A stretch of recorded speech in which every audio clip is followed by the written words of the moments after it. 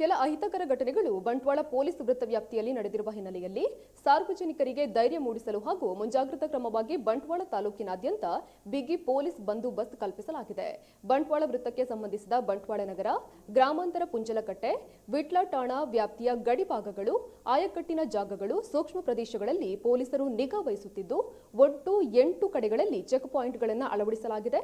ಇನ್ನು ಬಿಸಿ ರೋಡು, ಕೈಕಂಬ, ಪರಂಗಿಪೇಟೆ, ಮೆಲ್ಕಾರು, ಕಲ್ಲಡ್ಕ ಹಾಗೂ ಬಂಟ್ವಾಳ ಪೇಟೆಗಳಲ್ಲಿ ರಾತ್ರಿ 10 ರಿಂದ ಅನಾವಶ್ಯಕವಾಗಿ ತಿರುಗುವ ಜನರ ಮೇಲೆ ನಿಗಾ ವಹಿಸಲಾಗುತ್ತಿದೆ.